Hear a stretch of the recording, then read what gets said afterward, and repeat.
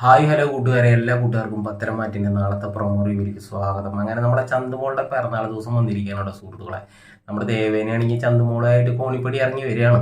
ജലജയാണെങ്കിൽ ഇങ്ങനെ കലിപ്പായിട്ട് ഇങ്ങനെ നോക്കാൻ കേട്ടോ കോണിപ്പടി ഇറങ്ങി വരുന്ന ചന്തുമോളും ദേവേനയും. എന്നിട്ട് അജയനോട് ഇറങ്ങി പറയാണ്, എവിടുന്നോ വന്ന് ഒരുത്തിക്ക് വേണ്ടിയിട്ട് ഒരു പടുപണ്ടാരത്തിൻ്റെ വലിപ്പത്തിലുള്ള ഒരു കേക്കാണ് വാങ്ങിച്ചു വെച്ചിരിക്കുന്നത്.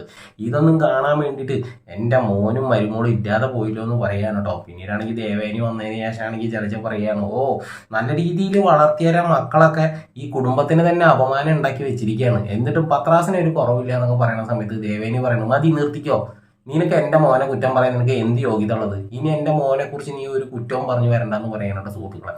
പിന്നീടാണെങ്കിൽ കാണിക്കുന്നത് നമ്മുടെ നായനയുടെ അച്ഛനാണെങ്കിൽ പറയുകയാണ്, എന്തായാലും നന്ദുമോൾക്ക് ജോലി കിട്ടുകയാണെങ്കിൽ അത് വല്ല വഴിയകലാണെങ്കിൽ അവിടെ എന്തായാലും കോട്ടേഴ്സും കാര്യങ്ങളും ഉണ്ടാവുമല്ലോ. അപ്പോൾ പിന്നെ നമുക്ക് ഈ വീടിൻ്റെ താക്കോല് ആദർശനെ ഏൽപ്പിച്ചിട്ട് നമുക്കും നന്ദുമോളുടെ കൂടെ പോയിട്ട് താമസിക്കാമെന്ന് പറയാൻ കേട്ടോ സുഹൃത്തുക്കളെ. അത് കേട്ടപ്പോൾ കാണിക്കുകയാണെങ്കിൽ പറയണേ, ഇതൊക്കെ അറിഞ്ഞു വെച്ചിട്ട് നയനമോൾ എന്തുകൊണ്ടാണ് ആദർശിൻ്റെ കൂടെ നിൽക്കണമെന്നാണ് എനിക്ക് മനസ്സിലാവാത്തതെന്ന് പറയാൻ കേട്ടോ. ഈ സമയം നമ്മുടെ ചന്തുമോളാണെങ്കിൽ കേക്ക് മുറിക്കാനുണ്ടോ. അപ്പോൾ ആ വീട്ടിലുള്ള എല്ലാ ആളുകളും വളരെയധികം ഹാപ്പിയാണ്. ജലജ എന്ന് പറയുന്ന ദുഷ്ട ഒരിച്ച് ബാക്കി എല്ലാ ആളുകളും ഹാപ്പി ആയിട്ട് ഇങ്ങനെ കൈയൊക്കെ തട്ടാനുണ്ടോ സുഹൃത്തുക്കളെ. അപ്പോൾ എല്ലാ കൂട്ടുകാരും ചന്തുമോൾക്ക് ഒരു ജന്മദിന ആശംസകൾ അയച്ചോളൂ. അപ്പോൾ ഒന്ന് ലൈക്ക് അടിച്ചും സബ്സ്ക്രൈബ് ചെയ്തൊന്ന് സപ്പോർട്ട് ചെയ്യുന്ന കൂട്ടുകാരെ. പുതിയൊരു പ്രൊമോ ആയിട്ട് വരാം. ഓക്കെ.